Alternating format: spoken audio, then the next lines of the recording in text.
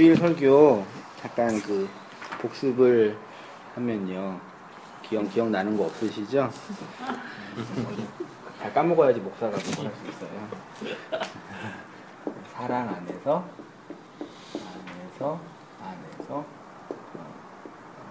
진리를 말함으로 그리스도의 몸을 세운다. 그 얘기 이제 마지막으로 믿음의 본질 성도의 구원 마지막으로 했었는데, 먼저 이제 선행될 이번 주도 공부하겠지만 하나님의 말씀으로서의 성경을 이렇게 성경이 이렇게 우리 역사 속에 떨어지게 되면 그걸 받은 우리가 이제 인간이 두 부류로 나뉘어져요. 이렇게요. 첫 번째 부류는 이 말씀을, 성경 말씀을 율법이랑 계명이랑 규범으로 받아서 열심히 지키는 사람이 나오고요. 두 번째는 이거를 하나님의 말씀 뭘로 받는 사람이 있어요? 언약으로, 약속으로 받아서 그 약속 안에 있는 내용을 마음에 담는 자들이 있거든요. 그러니까 하나님의 말씀이 율법과 계명으로 받으면 이걸 열심히 지켜서 나를 하겠다는 삶의 방식으로 움직여주는 사람이 있고, 이걸 언약으로 받는 사람이 있죠. 그 얘기를 이제 잠깐 하면서, 그러니까 그런 의미에서 이제 하나님의 말씀은 계명이 아니라 언약이다. 약속이 이제 구속사 얘기하고, 그 다음에 이제 그리스도 중심의 성경 이해. 성경 창세기부터 계시록까지는 예수 그리스도만 얘기하고 있어요. 예수님이 직접 이 책은 나에 대해서 하는 거라 분명히 얘기하니까요. 예수님에 대해서만 얘기하고 있거든요. 그 얘기에서 이제 새 언약과 옛 언약 하면서 하나님의 말씀을 우리를 향한 계명과 규칙으로 아니라 언약으로 받아야 된다. 그 얘기를 하면서 이제 어린아이의 문제.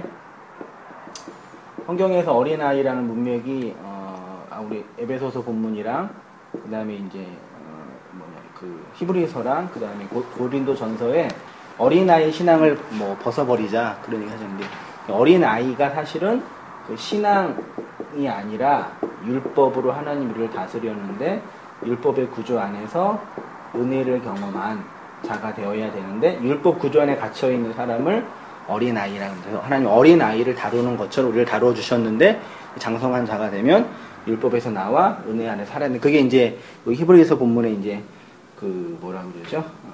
그 의의 말씀을 경험하지 못한 자. 여기 의는 누구예요? 예수님이에요. 예수님에 관한 말을 무엇인지 모르는 사람은 그리스도인이 아니죠. 그렇죠? 그래서 어린아이 신앙, 여러분은 우리 어린아이 신앙을 벗어나야 됩니다라고 이렇게 권면할 수는 있는데 신학적으로는 틀렸다. 그 얘기를 하면서 이제 히브리서 말씀 쭉 하다가, 그래서 이제 중요한 게 그거죠.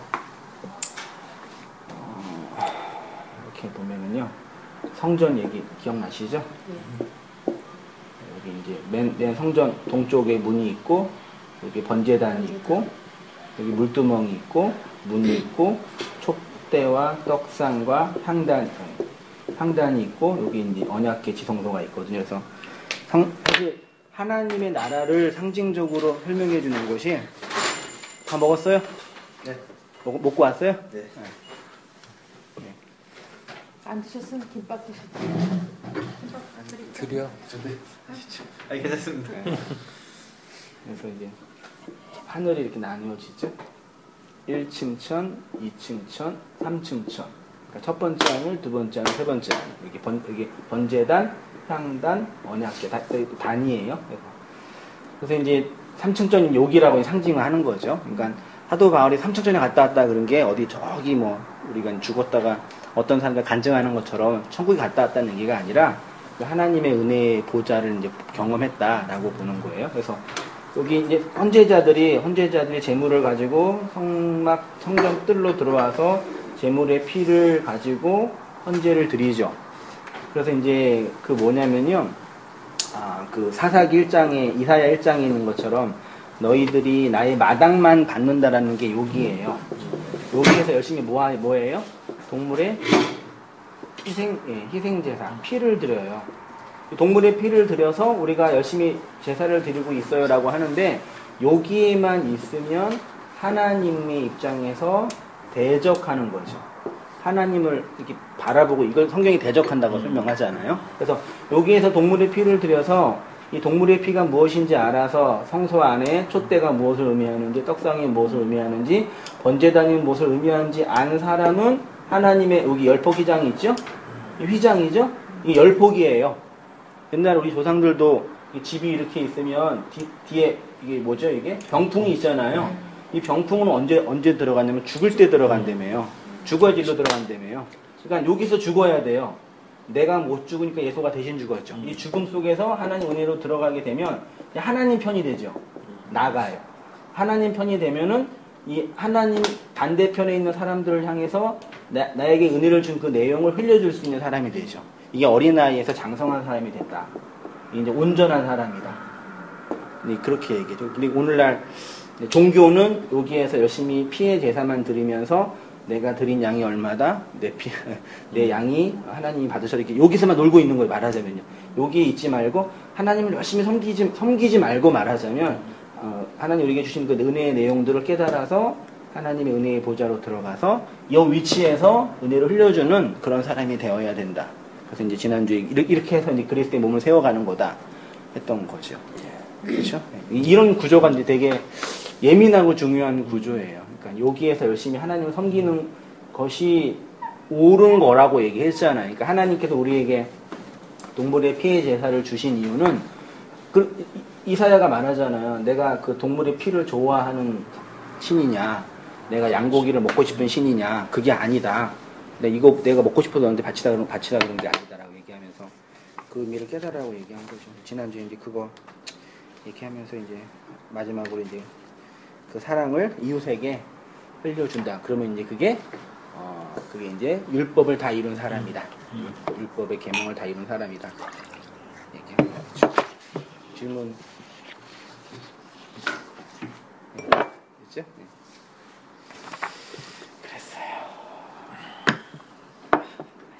그러면 이번 주도 믿음의 본질 이제 안 하는 딴 거예요? 믿음의 본질 끝났어요. 믿음 끝났어요. 네. 뭐 할까 하다가 당분간 이제 좀 그 성경 전체에서 히브리어 원어 중심으로 의미를 좀 정리하려고요. 이번 주는 이제 그 회개, 슈브에 대해서 하고 또 이제 다음은 또 할 거 많이 있으니까 그렇게 해서 성경 구약 강의를 좀 하고 싶어서 제가 구약 히브리어를 좀 공부하고 싶어가지고 개인적으로 더 많이 좀 할게요. 오늘은 지난주 못했던 거, 산상순 65강입니다. 어떤 옷을 입을 것인가. 그래서 마태복음 6장 25절부터 34절 전체인데요. 28절에 여기 주권 글자로 있죠. 너희가 어찌 의복을 위하여 염려하느냐. 들의 백합화가 어떻게 자라는가 보라. 생각하여 보라. 수고도 아니하고 길쌈도 아니하느니라. 여기 앞에 너희가 어찌 의복을 위하여 염려하느냐 이 부분을 천천히 한번 읽으면서 또 읽다가 또 인사이트 있고 또 나눌 게 있으면 또 질문도 하시면서 또 자유롭게 가도록 할게요. 먼저 한번 우리 은혜님 먼저. 뭐야? 양육하시는 하나님. 우리는 지난 시간에 우리의 목숨과 몸을 은혜로 완성하기 위해 양육하시는 하나님의 구속 사역에 대해서 살펴보았습니다. 하나님의 구속사는 언약의 씨를 우리 마음에 심고 열매를 거두고 하나님 나라에 모아들임으로 완성됩니다. 그 구속의 완성은 공중의 새와 들의 백합화라는 율법을 통해 시작되는 것입니다. 다시 말해서 율법을 통해서 우리들의 영혼의 생명의 씨를 심고 그 씨의 열매를 거두시고 곳간에 저장함으로 우리를 하나님의 아들로 완성하시는 것입니다. 그 일을 위해 동원되는 것이 구약의 성전이고 그 성전을 상징하는 것이 공중의 새와 들의 백합화입니다. 예. 그 다음에 이제 26절 하반절에 너희는 이것들보다 귀하다라는 그 구절을 원문으로 직역을 하면 너희는 이것들로 퍼지지 않겠느냐. 그렇게 이제 직역을 했어요. 이건 64강에 있는 내용이에요. 그러니까 지지난주 거거든요. 그러니까 율법을 통해서 은혜를 너희에게서 완성하시겠다는 하나님의 의지가 담겨 있는 본문이 이 본문. 여기서 지금 보면은요. 공중의 새와 들의 백합화가 상징하는 게 이게 신약 성경은 그러니까 1세기경 2000년 전에 쓰여진 책이에요. 그리고 배경은 우리와 전혀 다른 고대 팔레스타인 지역이었고, 그러니까 예수님께서 지금 산상순 여기서 얘기하는 이 이야기는 그 유대인들에게 한 건데, 공중의 새 하면 딱 생각나는 게 이런 본문을 보면서 나누었잖아요. 공중의 새를 봐라, 하나님이 다 입히지 않냐, 하물며 너희일까 보냐, 쟤네들도 입히는데 너희는 안 입혀주냐. 인생 사신 우리 어르신들의 표현으로는 안 입혀주시거든요. 저도 얼마 안 살았지만 잘해야 돼. 그러니까 우리는 안 입혀주세요. 내가 벌고 내가 싸우고 내가 하지 않으면 안 되는 게 인생이에요. 그래서 이런 부분이 되게 이제 해석상이 어려운 논지거든요. 하나님은 제가 옛날 심지어 청년들에게나 성도님들한테 부교육지 할 때도 뭐 그렇게 얘기했거든요. 하나님은 여러분의 행복에 관심이 없다고. 그러니까 난리가 나죠. 번지시냐고. 그것 때문에 사람이 지금 교회 다니는데. 하나님. 맞아. 그것 때문에 다니는데. 새벽 기도법 때문에 나왔는데. 구부리는 얘기지, 그게. 열심히 그러니까 나의 어떤 육체적인 행복은 둘째 문제고, 내가 마음에 필요한 것들 하나님께 좀 얻으려고 애썼잖아요. 근데 그런 얘기 해버리니까 이제 되게 이제 그렇게 노력하고 있는 성도들한테는 정말 되게 무시하는 얘기죠. 그래서 참 많이 힘들었어요, 저도요. 요기역자 때 설교하고 나서 담임 목사에 끌려가가지고 왜 그런 식으로 설교하냐고. 심지어는 이제 헬라어 히브리어 그때도 얘기했었거든요. 하지 말라고. 성도들이 싫어한다고. 그때는 얘기 안 했고, 이제 지금 이제 담임 목사가 됐으니까 상관없는데. 사실 그런 신관이 있는 거니까 요거는 그런 얘기가 전혀 아니에요. 여기 공중의 새는, 그러니까 지금도 이렇게 예루살렘이, 팔레스타인 지역을 보면 예루살렘이 이렇게 이렇게 올라와 있어요. 여기가 예루살렘이에요. 여기에 이게 성전이 이렇게 있는 거예요. 그래서 멀리서 보면 이게 새처럼 보이는 거예요, 이렇게. 공중의 새 하면 성전, 예루살렘 성전. 들의 백합화는 백합화잖아요. 이게 성전 안에 그 촛대가 7촛대거든요. 이렇게 있어요. 이렇게 불이 이렇게 있고 7개죠. 그래서 계시록의 7등불 사이에 계시는 이거예요. 이게 이제 여기 백합화 이렇게 있어요. 여기 꽃 모양 이렇게. 요거 얘기하는 거예요. 들이라는 성전의 백합화. 그러니까 이게 다 뭘 상징하냐면은 구약에 하나님이 어린아이를 다루었던 율법을 상징한다고 해석하면 돼요. 그러니까 요것을 통해서 율법을 주신 이유는 은혜를 주시기 위하죠. 요걸 줬잖아. 그럼 요거 주시지 않겠니? 그렇죠? 그럼 요거 알아먹고 살아야지. 그 얘기하는 거지. 먹고 마시고 인생의 의식주의 문제를 하나님 해결해 주시니까 그런 거 걱정하지 말고 먼저 그의 나라와 그의 일을 구하라. 그때 이제 교회 이제 전도 행사하고 이제 뭐 하면 이제 지금 이거 할 때라고 열심히 하시라고. 그러면 이제 그렇게 열심히 하다 보면은 하나님께 책임져 줄 거라는 또 이제 간증도 몇 개 듣고 그러면은 심지어 그런 얘기하다가 이제 뭐 가족이 힘들었는데 교회 이제 열심히 전도해가지고 그 남편 사업이 풀렸다. 그런 간증 몇 번 하면 이제 난리 나는 거죠, 교회에서. 정말 들어봤어요. 망한 사람은 간증 안 하고. 망한 사람은 조용히 있고 없어져요. 교회에서 망한 분들은 조용히 계시다가 없어져요. 이상해요, 교회가요. 성공한 사람은 항상 교회에 남아있고요. 정말 망하신 분들은 이렇게 조용히 사라지시더라고요. 참 마음이 아픈데. 아무튼 그런 식의 이제 어떤 적용까지 해버리니까 오해된 부분이에요. 그래서 제가 갖고 있는 주석서지 한 대여섯 권 있는데 거의 대부분 다 그렇게 해석을 하셨어요. 학자들조차도. 근데 원문을 보고 성경신학적으로 보면은 그게 아닌 것 같아요. 그게 저희가 힘들죠. 그러니까 저 같은 쫌무라기가 여태까지 2000년 동안 해왔던 성경신학적인 틀을 공격하는 모양새가 돼버리니까 틀렸다 그러니까 되게 당황스러운 거죠. 그 듣고 있는 분들이 대단한 거예요. 그러니까 대단한 거니까 혼자서 가지고 듣고 있는 게 한생인 목사한테 완전 속은 거죠. 완전히. 그런 얘기가 아니에요. 28절 여기 1페이지 맨 위에 보면은 원문을 직역을 하면 좀 어색하지만 그리고 의복에 대하여 무엇을 염려하는가 그 들의 그 백합화가 어떻게 자라는가 생각하여 보라. 걔네들은 율법에 수고도 하지 않고 스스로 옷을 만들지도 않는다. 이렇게 직역했고요. 그 다음에 어찌 의복을 위하여 염려하느냐 부분 한번 좀 천천히 읽어볼까요? 28절은 너희가 어찌 의복을 위하여 염려하느냐 라고 되어 있습니다. 이것은 의복을 위하여 염려하면 안 된다는 기독교인의 종교적 의무처럼 이해됩니다. 그러나 원문을 직역하면 그 의복에 대하여 무엇을 염려하는가입니다. 의복에 대하여가 페리엔듀마인데 페리는 전치사로에 대하여 관한이란 뜻입니다. 그러니까 의복에 관한 의복에 대한 염려입니다. 의복, 옷, 입는 것을 염려하면 안 된다는 의미가 아니라 의복에 대한 무엇을 염려하는가가 됩니다. 쉽게 말하면 너희가 어떤 옷을 입을 것인가, 어떻게 만들어진 옷을 입을 것인가를 염려하는가입니다. 예, 그래서 어떤 이게 원문에 너희가 어찌하여 의복을 위하여 염려하느냐, 그러니까 우리의 의식주, 입는 옷의 문제를 하나님께서 다 해결해 주실 것이다.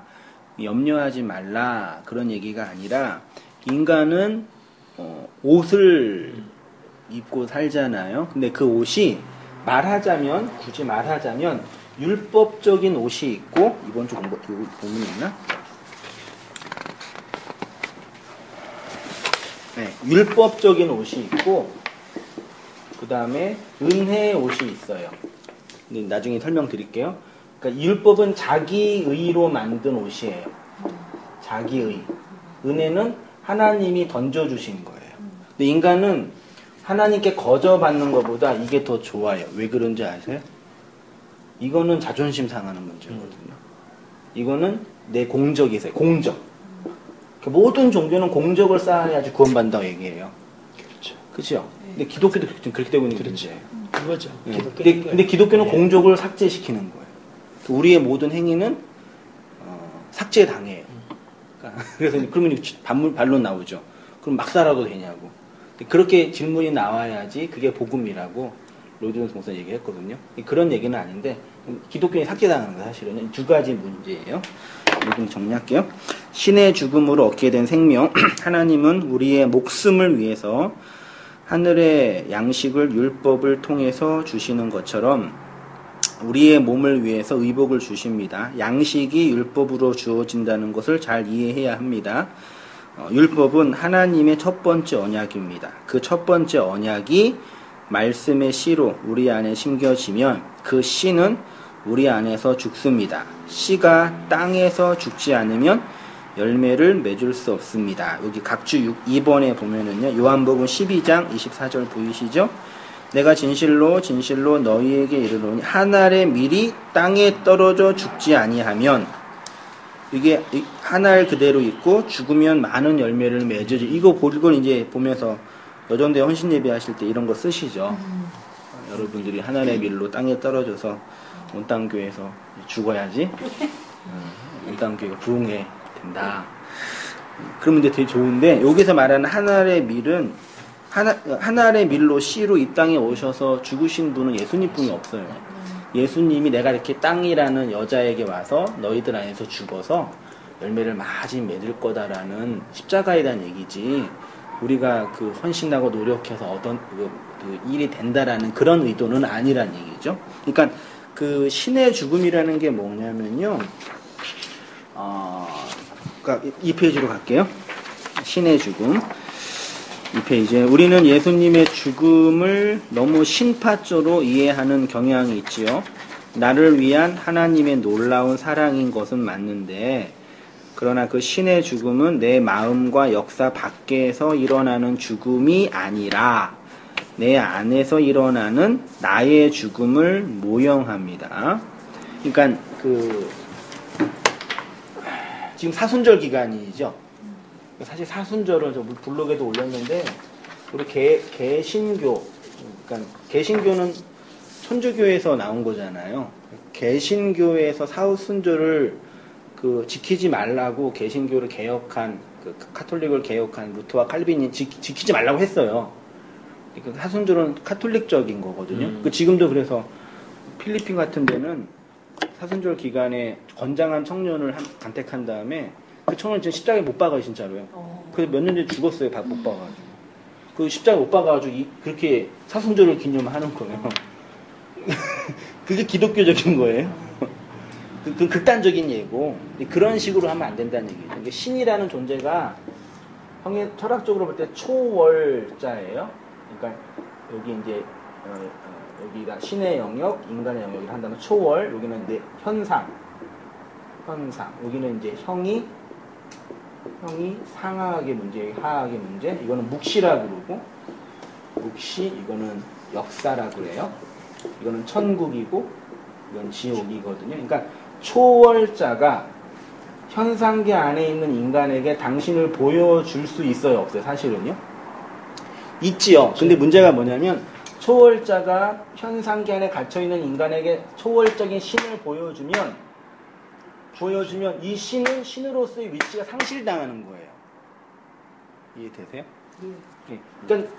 그러니까 말하자면 한성민이 목사가 가는데 이게 개미가 이렇게 있는데 개미에게 인간으로서의 한성민 목사를 보여주고 싶어요. 그러면 딱 가서 야, 개미야 나는 한성민이라 그러거든. 넌 날 섬기고 사랑해야 돼. 그러면 개미가 도망갈 거 아니에요. 그때 어떻게 하냐면 한성민이가 개미가 돼서 얘기해줘야 되잖아요. 그래야지 말이 전달되잖아요. 그런 것처럼 초월자가 인간 안에 계시되려면은요, 인간 안에 들어올 때 여기서 신이 죽어야 되는 거예요. 신의 죽음이에요. 그렇죠? 이게 예수님이잖아요. 그러니까 우리가 인간 중에 우리들 중에 하나님을 알고 있다는 얘기는 내 안에서 하나님이 죽었다는 얘기예요. 있죠? 그러니까 이게 우리 교회도 이렇게 무신론자 예배 드리잖아요. 설교도 못 알아먹잖아요. 그러니까 안에서 안 죽은 거예요. 그러니까 하나님이라는 존재가 나한테 이해되려면 내 안에서 죽어야 했다는 얘기예요. 이게 신의 죽음이지 내 밖에 있는 예수님이 나 같은 죄인 살리기 위해서 예수님이 십자가의 고통 속에 죽으셨대. 그 멜 깁슨의 그 패션 오브 크라이스트 같은 그런 식의 심파적으로 이해하면은 지금 어디죠? 그 필리핀처럼 그런 식의 이해가 된다는 얘기죠. 예수님이 날 위해 죽으셔서 우리는 그 사랑 많이 받아가지고 열심히 살아야 돼. 그 얘기는 나쁘진 않지만 본질은 그게 아니라는 얘기죠. 신이 우리 안에 들어올 때, 계시될 때 여기서 죽은 거예요, 내 안에서. 그게 이제 하늘의 밀이 땅에 떨어져 죽어야지 열매가 나온다. 그 얘기 하는 겁니다. 이제 보시면 초월자가 피조물 안에서 피조물 안으로 들어와 피조물에게 포착된다는 것 자체가 신의 죽음입니다. 그래서 예수를 죽인 자들만 하나님을 포착할 수 있습니다. 그것이 나의 죽음입니다. 하나님은 당신을 죽인 자들에게 계시하고 보이십니다. 하나님은 자신의 죽음으로 우리 안에 들어와 당신을 계시하신 것입니다. 그 다음 우리 집사님 한번 들어주세요. 목숨을 위한 양식. 하나님은 그렇게 자신을 죽임으로 우리를 살리는 진짜 양식이 되셨습니다. 인간이 영원한 생명을 얻기 위해서는 신으로부터 오는 진짜 생명을 공급받음으로만 가능합니다. 하나님과 단절된 인간은 잘려진 풀의 꽃처럼 잠깐 꽃피다가 마르게 됩니다. 그래서 하나님이 우리의 목숨을 위해서 당신 자신의 양식으로 우리에게 오신 것입니다. 의복을 위하여 염려하는 예, 그 다음 부분이요. 의복도 마찬가지 원리로 우리에게 주어집니다. 성경은 성도의 구원을 옷으로 비유해요. 그래서 옷 얘기하면 또 옷 얘기만 쭉 해도요.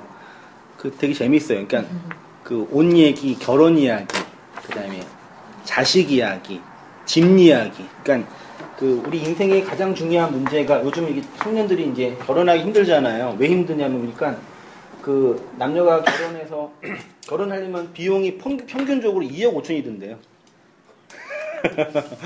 평균적으로. 그러니까 전세 하나 얻으려면 1억 5천 정도 드니까. 비용에다. 네, 그러니까 결혼을 포기하는 결혼을 포기하고 그러니까 결혼하면 이제 아이 낳죠. 아이 그다음에 집. 그러니까 집 이야기, 결혼 이야기, 아이 자손 이야기. 이게 다 성경 이야기 사실은. 옷 이야기, 양식 이야기. 지금 양식 이야기는 먹는 거잖아요. 지난주도 공부했고 오늘 옷 이야기거든요. 그러니까 하나님께서 이렇게 우리가 역사 안에서 지금 경험하고 있는 이야기를 그대로 성경의 그림처럼 설명해 주세요. 사실은. 그래서 집도 이제, 이게 집이 이제 히브리어의 베이트라는 단어거든요. 이게 알파벳 알렙이 있고, 알렙, 베이트. 그래서 아부예요. 이게 아 발음, 이게 부 발음이거든요. 이게 알렙은 하나님이라는 상징적인 언어고, 이거 베이트는 집이라는 뜻이에요. 그래서 아부, 하나님의 집. 아브라함, 아부 들어가거든요. 그러니까 집 이야기예요. 근데 집처럼 옷 이야기도 있어요. 그래서 의복도 마찬가지 원리로 우리에게 주어집니다. 성경은 옷 창세기 3장에 아담과 하와가 선악과를 먹고 어떻게 되었는지 한번 우리 그다음 한번 읽어줄까요? 본문이요. 창세기 3장 5절 너희가 그것을 먹는 날에는 너희 눈이 밝아져 하나님과 같이 되어 선악을 알 줄 하나님이 아심이니라. 여자가 그 나무를 본즉 먹은직도 하고 보암직도 하고 지혜롭게 할 만큼 탐스럽기도 한 나무인지라. 여자가 그 열매를 따먹고 자기와 함께 있는 남편에게도 주매 그도 먹은지라. 이에 그들의 눈이 밝아져 자기들이 벗은 줄을 알고 무화과 나무 잎을 엮어 치마로 삼았더라. 그들이 그날 바람이 불 때 동산에 거니시는 여호와 하나님의 소리를 듣고 아담과 그의 아내 여호와 하나님의 낯을 피하여 동산 나무 사이에 숨은지라. 여호와 하나님이 아담을 부르시며 그에게 이르시되 내가 어디 있느냐. 이르되 내가 동산에서 하나님의 소리를 듣고 내가 벗었으므로 두려워하여 숨었나이다. 예. 예, 창세기 3장 5절의 이야기. 이 이야기는 이제 옷 얘기 때문에 한 건데요. 선악과 문제가 여전히 문제인데, 에덴이라는 동산을 창설하고 에덴 가운데 선악과를 심었어요. 근데 사실 에덴은 이게 간이라는 뜻인데 이게 울타리거든요. 울타리인데 이게 뭘 상징하냐면은 결론만 얘기하면 성전을 상징해요. 그래서 이 에덴 동산이 나중에 이제 가서 가나안 땅이 돼요. 아브라함과 이삭과 야곱이 가나안 땅을 약속받았죠. 가나안 땅에서 모리아산이 나오죠. 모리아산이 예루살렘이에요. 이게 다 이제 성전. 그러니까 성전은 하나님이 어떤 분인지를 그림으로 보여준 거고, 그림으로 보여준 거는 이제 글씨로 쓴 게 성경인 거죠. 글씨로서 못 알아보니까 직접 오신 게 예수님이죠. 그렇게 이해하시면 돼요. 이게 이제 에덴 동산 안에 선악과도 뭐가 있었죠? 생명나무가 있죠. 근데 히브리 언어로 보면은 이게 단수예요. 나무라는 게 단수예요. 그럼 단수는 하나잖아요. 그렇죠. 이게 이제 해석작입니다. 그래서 언어를 공부하면 재밌는 게 한자를 이게 보니까 그 영국의 학자가 한다 그러는데 한자의 기원이 잘 보면은 창세기 1장부터 11장 얘기가 그대로 있대요. 학자의 얘기로는. 그래서 숯불 님자가 뭐예요?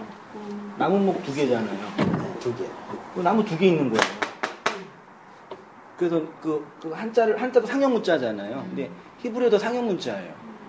그러니까 사실 언어는 원래 언어는 어떻게 만들어졌냐면 인간이 하나님께 소위 이제 신적인 어떤 주문을 할 때, 기원을 할 때 언어가 쓰여진 거예요. 사실은요. 그래서 신에게 들으려고 언어를 만들었는데 언어가 왜 변하냐면은 신이 우리에게 요구하는 언어는 되게 복잡하고 장황한데 인간들이 언어를 해서 돈 벌잖아. 장사하잖아. 그래서 장사를 하려면 언어가 어떻게 돼요? 간단해져야 돼요. 한자도 지금 되게 간단해졌죠. 더 간단해질 거예요. 그래서 어저께도 우리 작은 아들 숙제 봐주는데 그 알림장을 보니까 뭐 다 줄임말이에요. 이게 뭐냐 그러니까 뭐 수학 탐구는 수탐하기 이런 식으로 해놔요. 수탐이 뭐야 그러니까 수학 탐구 하라는 얘기죠. 언어가 짧아져요. 근데 원래 언어는 인간이 하나님께 가려고 한 그 종교적인 가치가 있는 거죠. 근데 아무튼 이건 단수예요. 이게 단수라면은 선악과와 생명나무는 하나라고 보면은 선악과는 왜 만들었어요? 네, 먹고 죽어라고. 먹고 죽어야지 생명나무가 보이니까. 이게 이제 이제 그 이원론과 이원론의 이제 문제죠. 그 하나님은 우리에게 복 주시고 우리를 잘 되기를 원하시는 좋으신 분이고 사탄은 그걸 방해하는 존재인데 사탄을 이겨야 된다 이런 구조로 이해하면 안 되죠. 모든 게 다 하나님 주권 안에 있는 거죠. 이제 말씀 제가 드렸죠. 하다가 그러는데 이제 그거 하다가요. 여기 이제 중요한 부분이 뭐냐면요. 7절에 선악과를 먹었죠. 선악과가 뭘 상징하냐면요. 선악 판단의 주체로서의 인간의 자아, 자기의 율법을 상징해요. 선악과를 먹으니까 그 7절에 보면은 이에 그들의 눈이 밝아져 자기들이 벗은 줄 알고 어디 뒤에 숨어요? 무화과 나무 잎을 엮어 치마를 삼았죠. 이게 치마가 아니라 원래 띠예요, 띠. 그래서 고대인 지금도 아프리카나 어디 그 브라질의 그 밀림에 들어가면은 원주민들이 옷은 치마가 아니라 그냥 띠예요. 그냥 성기만 가리는 거예요. 그 띠예요. 그렇게 똑같아요. 그러니까 이건 치마가 아니라 띠예요, 그냥 띠. 그러니까 띠 하면은 성경에서 띠 하면은 진리의 허리띠 하면은 진리를 상징하거든요. 말씀을. 근데 인간이 자기 욕망과 자기 의로 만든 자기의 띠, 그걸 가린 거예요. 근데 그걸 가리고 있는데 하나님께서 이제 동산 나무 뒤에 숨은 거죠. 그러니까 선악 판단의 주체로서의 나, 그 나로 하나님의 말씀을 듣지 않고 숨은 거죠. 선악 판단의 주체로서의 나, 그 얘기를 하는 겁니다. 넘어가서 인류의 상징과 원형, 여기 2페이지 하반절에 에덴 동산에서 일어난 이 사건은 사실 모든 인류의 모습을 상징합니다. 선악과 먹고 태어난 모든 인간은 자신의 부끄러움을 가리기 위해서 율법이라는 자기 힘으로 옷을 만들어 가립니다. 자기의 쌓기, 자기 이름 높이기요. 그리고 자신의 선악 판단의 자리에 숨어 하나님의 소리를 피하여 살지요. 모든 인류는 에덴 동산의 아담과 하와의 범주 안에 있습니다. 이런 인류를 향한 하나님의 구원은 옷을 만들고 입혀주시는 것으로 나타납니다. 창세기 3장 21절 여호와 하나님이 아담과 그 아내를 위하여 무슨 옷이요? 가죽 옷을 지어 입히시니라. 수동태로 되어 있어요.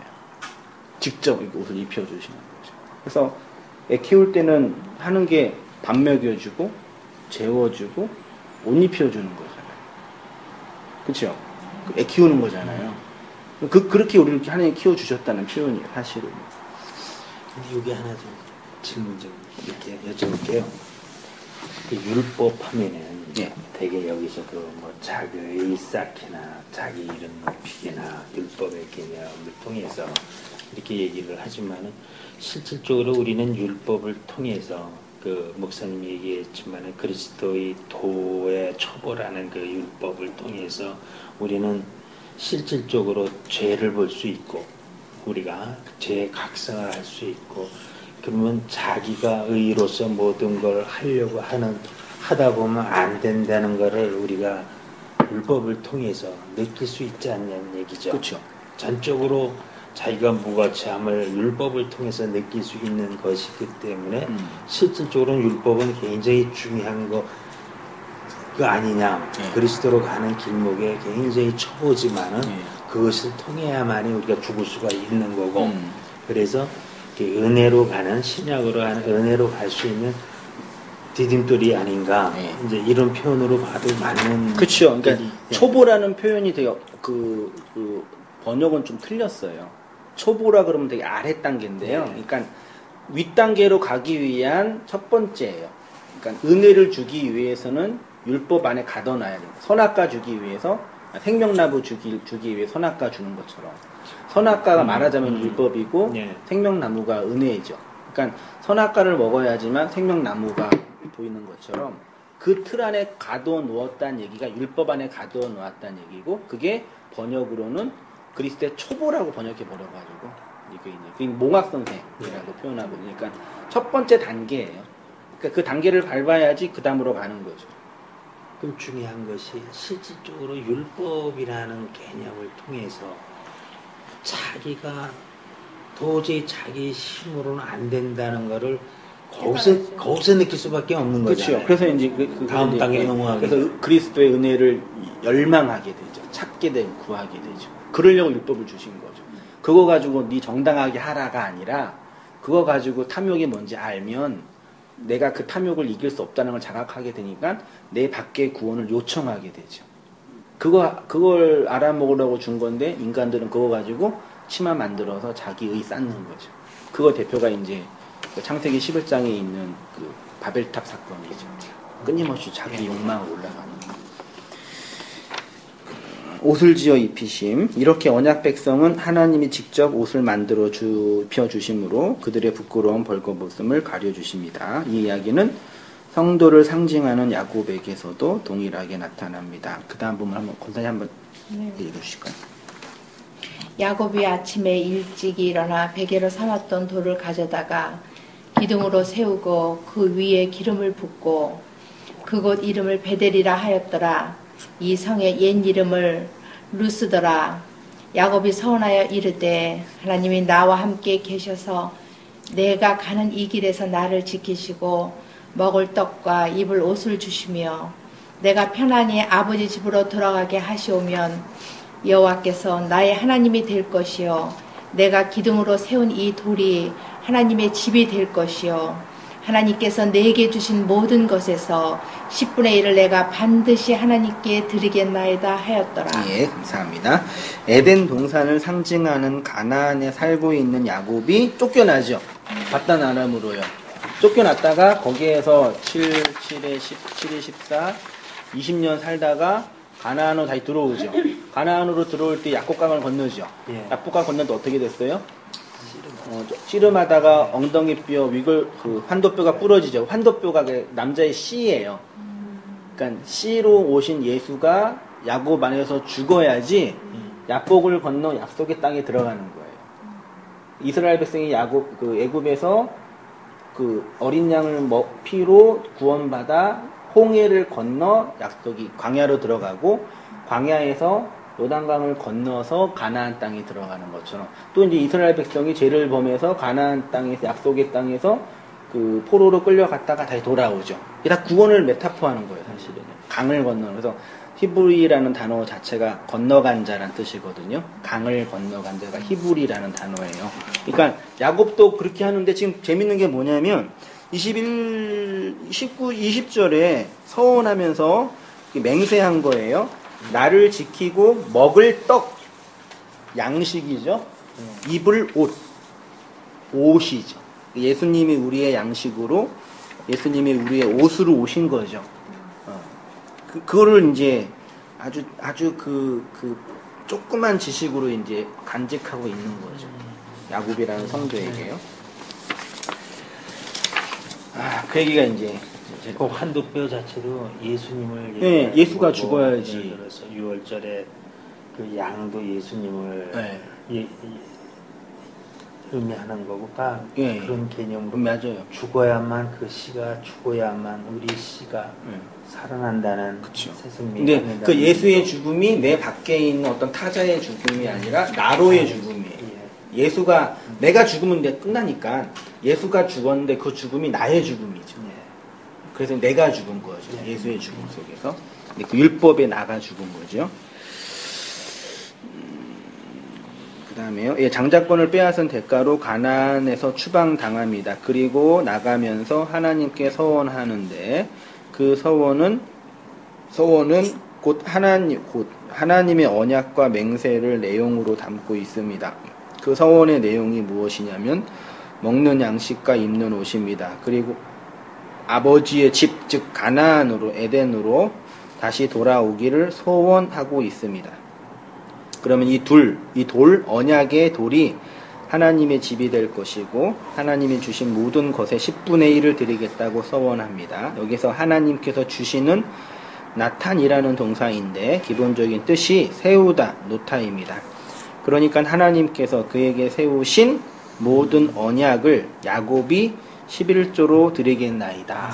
이게 이제 에스카토스 코드란테스 10의 하나 11조에 이게 사실은 그러니까 돈의 10분의 1을 하나님께 드리는 게 아니라 하나님의 언약을 하나님이 나한테 언약을 뭘로 주셨어요? 10이라는 계명으로 줬잖아요.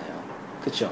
10을 완성하려면 계명 하나를 지켜서 완성하는 게 아니라 그 계명의 마지막 하나 사랑을 내가 마음에 담고 있으면 그게 양식으로 내 안에 있는 거예요. 그게 내 안에 있으면 내 안에서 11조가 완성되는 거죠. 그게 언약을 체결하고 완성했다라는 신학적인 설명이죠. 그게 완성된 자고요.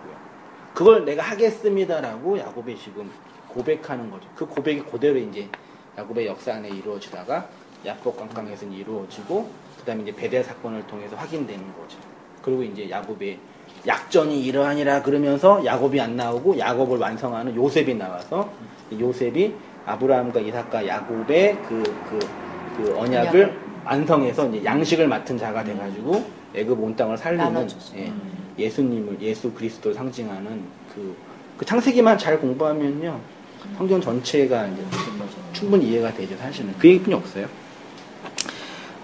율법의 옷을 입은 자들 성경 한번 읽어주실까요? 그런데 그 언약에서 죄된 자들, 즉 그 언약을 모르는 자들은 어떤 옷을 입으며 인생의 날을 삽니까? 율법의 무화과 나무로 만든 그 옷으로 벌거벗음을 가리며 삽니다. 그런데 사실 이 무화과 나무 잎으로 만든 옷은 다른 사람이 입었던 옷이 아니라 바로 내가 입었던 옷입니다. 바로 나의 이야기를 하고 있는 것입니다. 나의 벌거벗음에 내 스스로 가리려고 율법으로 만든 옷을 입으며 그것으로 나를 정당화하려고 부단히도 애를 쓰며 살았던 것이 바로 회심하기 전의 나의 모습입니다. 그런데 주님이 그 말라 비틀어진 무화과 잎으로 만든 인간의 모든 의의를 부수고 가죽 옷을 입혀주신 것입니다. 그래서 언약을 아는 성도는 자신이 입었던 옷이 더러운 옷이었음을 알게 됩니다. 예, 무릇 우리는 다 부정한 자 같아서 우리의 의의는 우리의 의예요. 다 더러운 옷 같으며 우리는 다 잎사귀 같이 시들므로 우리의 제약이 바람같이 우리를 몰아가나이다. 우리의 역사를 통해서 주어지는 의로운 옷은 율법적인 수고를 통해 스스로 옷을 만드는 행위를 통해 주어지는 것이 아닙니다. 들의 백합화는 성전 안에 있는 꽃 모양을 한 등경을 의미합니다. 그 백합화가 어떻게 자라는가라고 했는데 자라다가 헬라어로 아욱사노인데 이 아욱사노가 히브리어로 가면 파라라는 단어인데 이 파라는 자라다, 열매를 맺다, 젖을 떼다. 그래서 젖떼는 게 축복받는 거거든요. 젖은 율법을 상징해요. 어린아이가 먹는. 그래서 젖을 떼면 그래서 아브라함이 이삭이 젖을 떼고 그 축하연을 한 거죠. 그러니까 완성됐다는 상징적인 설명이에요. 그래서 젖을 먹으면 안 되고 단단한 음식을 먹어야 돼요. 그런 뜻으로 사용되었습니다. 열매를 맺는 것, 젖을 떼는 것, 완성, 성장이 이 파라, 아욱사노란 단어의 의미고, 그러니까 성전 안에 등대에 그 꽃이 무엇으로 완성이 되냐면 율법적인 수고와 자신의 힘으로 만드는 길쌈으로 완성되는 것이 아니고 하나님이 우리에게 주시는 의롭게 하는 옷은 그렇게 인간의 무화과 나무 잎으로 가리는 그것으로 되는 것이 아니라는 얘기입니다. 여기 수고하다라는 단어가 율법적인 억압 안에 억압을 받는 상태를 의미하는 코피나도록 수고하는 것. 코피아오라는 단어예요. 본문 한번 읽어볼까요, 회장님이? 수고하고 무거운 짐진 자들아 다 내게로 오라. 내가 너희를 쉬게 하리라. 시몬이 대답하여 가로되 선생이여 우리들이 밤이 맞도록 수고를 하였으되 얻은 것이 없지만은 말씀에 의지하여 내가 그물을 내리리이다 하고 거기 또 야곱의 우물이 있더라. 예수께서 행로에 권하여 우물 곁에 그대로 앉으시니 때가 제 6시쯤 되었더라. 내가 너희로 노력지 아니한 것을 거두로 보내 없느니 다른 사람들은 노력하였고 너희는 그들의 노력한 것에 참여하였느니라. 그래서 마태복음 11장에 우리가 예배 부름 때 많이 하죠. 수고하고 무거운 짐진 자들아 다 내게로 오라. 내가 너희를 쉬게 하리라. 여기서 인간을 수고하고 지치게 하는 것들은 육체적인 고난, 직장생활 하면서 당하는 어려움도 피곤함, 네? 살아가는 고통, 이런 것들을 하나님께서 짊어주시겠다는 얘기가 아니에요. 그건 우리가 해야 돼요. 내가 감당해야 돼요. 그러니까 성경에서 말하는 수고와 무거운 짐은 율법적인 수고예요. 율법 안에 갇혀있는 자기의 쌓기의 그 고통, 그게 욕망이거든요. 그러니까 심리학적으로도 볼 때요, 인간이 고통받는 원인 중에 하나가 그 욕망이 충족이 안 되기 때문이에요, 사실은요. 그죠? 근데 여기서 목사님, 무거운 짐진 자들아, 다 내게로 오라. 여기서는 율법을 지키느라고, 율법을 지키느라고 애쓰고 노력하는 사람들을 얘기하는 건 아니죠. 그렇죠. 네. 안 믿는 사람한테 얘기하는 게 아니라 그러니까, 믿는 사람한테 네. 얘기하기 네. 때문에요. 우리한테 얘기하는 거예요. 그래서 율법에 짐을 내려놓으면 나 예수님이 멍에를 매인다 그랬잖아요. 그 멍에가 사실 쉽다고 그랬는데. 고대인들 멍에가 뭔지 아시죠? 이렇게 소가 소 그림 잘 못 그려요. 알지. 이게 소예요. 죄송합니다. 진짜. 소가 성경에서 소라는 이게 사실 이 알레프거든요. 이게 점 두 개인데, 그러니까 이 알레프가 원래 상형 문자인데 원래 어떤 그림이냐면 그 문서나 그 토판을 보면은 이렇게 돼 있어요. 이렇게 돼 있나? 소뿔처럼 돼 있어요. 이렇게 돼 있어요. 그러니까 소라는 고대인들에게 소의 개념은 신, 지도자, 힘, 이걸 상징해요. 그래서 이스라엘 백성이 애굽에서 있다가 출애굽하고 광야에서 하나님 만들었잖아요. 하나님 만들었는데 소 만들었죠. 그러니까 그네들이 알고 있는 신은 애굽에서 섬겼던 그 풍요의 신, 그 소예요. 이게 그 소가 하나님이다 그런 거예요. 그러니까 자기네들은 이 소가 하나님이라 알고 있는 거예요. 그렇죠? 근데 이게 소인데 이 소예요. 소. 이 소를 끌고 갈 때 멍에가 뭐냐, 이 소 두 개를 이렇게 이어주는 거예요. 그럼 이거 하나님 소죠. 이거는 내 소. 나예요. 그러니까 나의 멍에를 낸다는 얘기는 하나님이 하나님의 길로 가잖아요. 내가 하나님께 매여서 멍에를 매서 하나님께 하게 한다는, 이게 평안이에요. 에이레네. 그러니까 에이레네는 뭐냐면 마음이 편안한 심리적인 평정의 상태가 아니라 하나님과 함께 가는, 그러니까 하나님을 대적했던 인간이 하나님께 함몰돼서 하나님과 함께 가는 게 그게 에이레네예요. 평안이에요. 어떤 심리적인 어떤 안정 상태가 아니라요. 성경은 그래요. 예수님 믿으면 더 힘들죠. 그래서 잠도 못 자고 피곤해서 와야 되고 집 와서 쉬어야 되는 오시고, 하나님의 죽음으로 입혀지는 옷 아래에요. 옷은 이 광야의 인생 속에서 반드시 필요합니다. 그래서 야곱도 광야 길을 거닐면서 양식과 옷을 달라고 그런 거죠. 그리고 우리가 추방당한 에덴, 가나안으로 다시 돌아가기 위해서는 옷이 필요합니다. 그 옷은 율법적인 수고와 밤이 맞도록 애쓰는 우리의 노력으로 얻을 수 있는 영역이 아닙니다. 우리가 길쌈을 해서 만들 수 있는 종류가 아닙니다. 아담과 하와에게 입혀주었던 가죽옷이 동물의 죽음으로만 가능한 것처럼 우리의 벌거벗음을 가려줄 옷은 하나님의 죽음, 신의 죽음으로 만들어지는 옷이지요.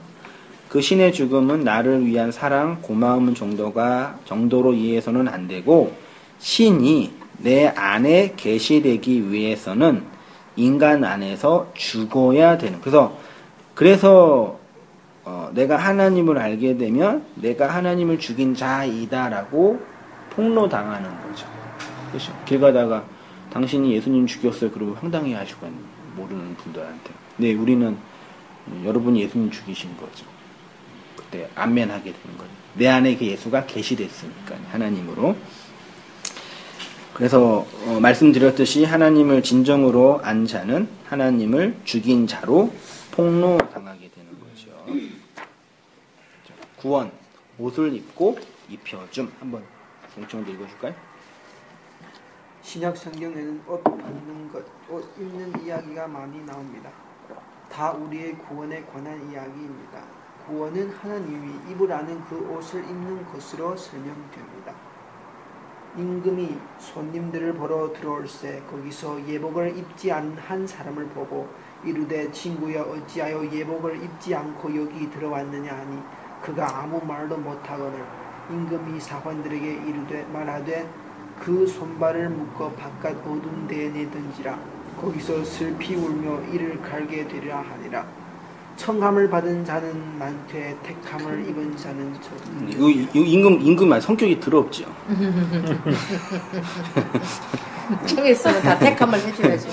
그러니까 그 어떤 사람들을 손발을 묶어서 바깥 어두운 데 던진 이유는 옷을 입지 않았기 때문이죠. 그 주인이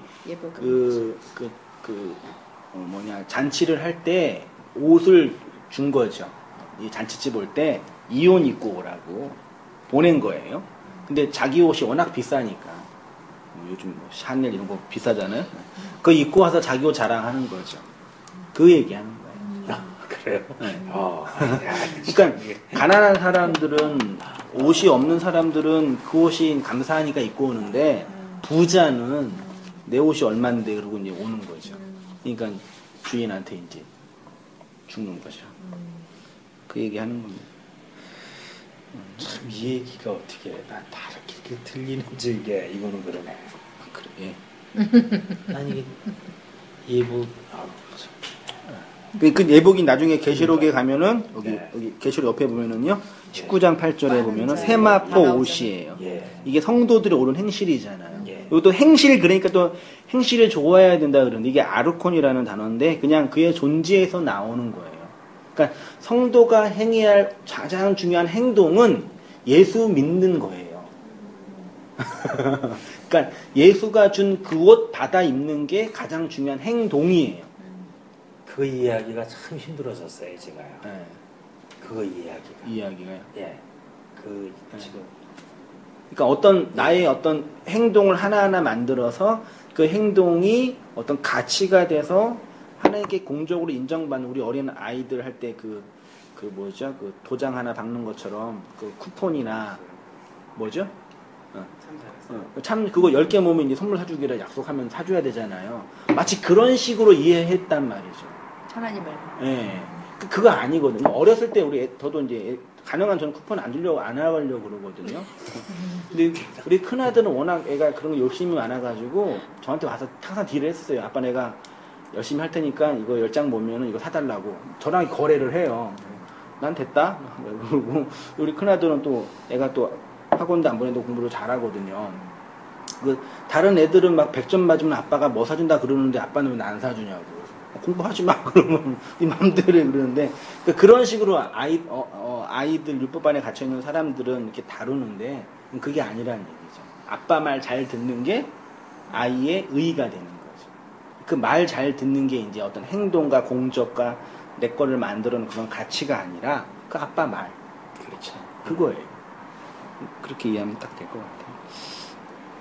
그 다음에 이제 스가랴 3장 3절에 여호수아가 더러운 옷을 입고 천사 앞에 서 있는지라 여호와께서 자기 앞에 선 자들에게 명령하사 그 더러운 옷을 벗기라 하시고 또 여호수아에게 이르시되 내가 내 죄악을 제거하여 버렸으니 내게 아름다운 옷을 입히리라. 계시록 16장 15절 보라 내가 도둑같이 오리니 누구든지 깨어 자기 옷을 지켜 벌거 벗고 다니지 아니하여 자기의 부끄러움을 보이지 아니하는 자가 복이 있도다. 마가복음 14장 51절 한 청년이 벗은 몸에 베옷 이불을 두르고 예수를 따라오다가 무리에게 잡힘에 베옷 이불을 버리고 벗은 몸으로 도망하니라. 이렇게 옷 이야기가 많다. 귀신 들리면 옷을 벗어요. 그러니까 귀신, 가짜 말, 악한 말에 갇혀 있는 사람은 예수의 예수가 원하는 그 의로운 옷을 입지 못한 자이다라는 것을 상징적으로 설명하는 거죠. 요한복음 21장 7절 잘 보세요. 이게 마지막 예수님께서 이제 디베로 바닷가에서 이제 그 제자들과 얘기하는 건데 예수의 사랑하는 그의 제자가 요한이에요. 베드로에게 이르되 멀리서 이제 주라 하니 이게 베드로와 요한과 야고보가 이제 예수님이 죽고 부활하시고 그냥 다시 이제 어부로 다시 갔잖아요. 그런데 배에서 이제 고기 잡고 있는데 새벽에 이제 저기 멀리서 예수님이 나타난 거예요. 근데 요한이 야 예수님이야 그러는 건데 베드로가 예수님이야 그러고 보세요. 베드로가 벗고 있다가 주라 하는 소리를 듣고 겉옷을 두른 후에 바다에 뛰어내리더라. 이거 말이 안 되잖아요. 바다에 뛰어내리려면 옷을 벗어야 되잖아요. 그렇죠. 근데 옷을 입은 거예요. 그러니까 어떤 상징적인 언어죠. 여기 성경의 겉옷은요 다 예수의 의를 상징해요. 겉옷은요. 그래서 속옷을 달라 하는 자에게 겉옷까지 주라 그랬잖아요. 그게 그거예요. 역사의 모든 사람들은 인간의 욕망과 자기 의를 드러내는 그 율법적인 속옷을 요구하는데 그것을 줄 뿐만 아니라 율법을 통해서 율법의 진리인 겉옷을 거두어서 주란 얘기죠. 왼편 뺨을 치면은 오른편 뺨을 돌려라 했잖아요. 거기서 왼편 오른편 뺨을 치면은 오른편 뺨을 치면 오른이 right거든요. 진리란 편이에요. 그러니까 원문에는 왼편이 없고요. 그냥 반대편으로 되어 있어요. 그러니까 이 세상의 모든 사람들은 율법이라는 왼편에서 그것들을 추구하며 사는데 그 진리와 은혜를 알고 있는 너희는 오른쪽에 있는 진리를 건네주어라. 오른손이 하는 걸 왼손이 그것도 같은 거예요. 같은 의미지. 그렇게 이제 그런 성경의 상징적인 언어를 좀만 이해하면은 그런 설명 해석이 어렵지 않게 해석이 되는 것 같아요. 그렇게 이제 요한복음 20장 6절이요. 시몬 베드로가 따라와서 무덤에 들어가 보니 세마포 옷이 놓였고 예수님의 옷이죠. 예수님이 부활하는데 나체로 부활하신 거예요. 그 옷을 왜 옷을 벗고 부활하셨을까요? 의를 주려고. 그렇죠. 이 옷 입고 오란 얘기죠. 내가 죽어서 만든 이 세마포 옷을 내 백성은 입고 와라. 그걸 이제 언어로 표현하신 거죠. 그거 입고 안 가면 이제 예수님 모른다 그러는 거죠. 그렇죠. 역사 속에서 예수가 건네준 세마포를 입은 자는 그 옷이 없어 벌거벗은 이웃에게 그 옷을 건네주는 자로 있게 됩니다. 마태복음 25장 31절 인자가 자기 영광으로 모든 천사와 함께 올 때에 자기 영광의 보좌에 앉으니 모든 민족을 그 앞에 모으고 각각 구분하기를 목자가 양과 염소를 구분하는 것 같이 하여 양은 오른편이죠. 성경에서 오른편은 다 구원이에요. 진리고 염소는 왼편이죠. 이거는 이제 반대편이에요. 그래서 강도 맞는 그 예수님과 함께 십자가에 못 박힌 두 강도 있잖아요. 성경 본문에는 누가 구원받는 얘기 안 나와 있어요. 근데 오른편 사람이 구원 받았어요. 그건 분명해요. 그래서 오른편이 구원받았다 말할 수 있는 성경 본문에는 없어요. 34절 그때 임금이 오른편에 있는 자들에게 이르시되 오른편이에요.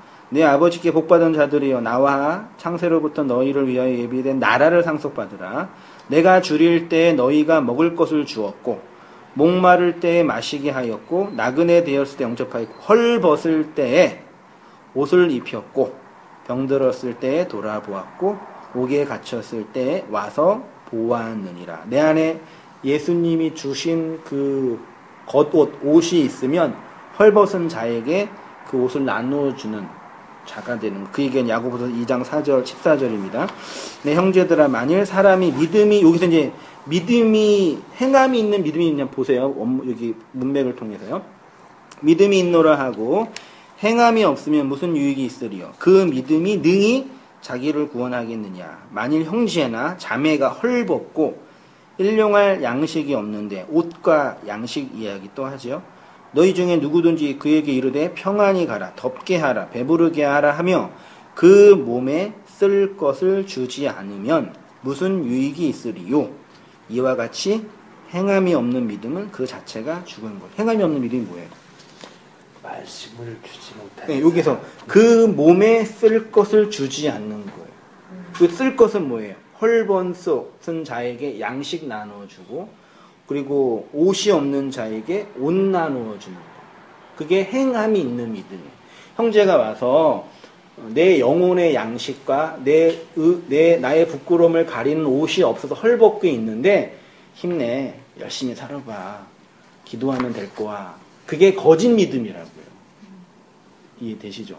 옷이 없는 사람에게 그 구원의 겉옷을 건네주고 양식이 없는 사람이 그 양식을 나누어 주는 사람이 행함이 있는 믿음이라는 거예요. 말씀을 주는 게. 예, 그러니까 어떤 행동과 삶의 양식과 구조가 아니라 그 내가 있어야지 줄 수 있는 거. 내가 그렇게 구원받고 내가 그렇게 살아야지. 내가 그런 존재가 돼야지 내 걸 줄 수 있는 거. 내 거 주는 거, 내 거요. 내 안에 있는 것들을. 그 하나님 편에서요.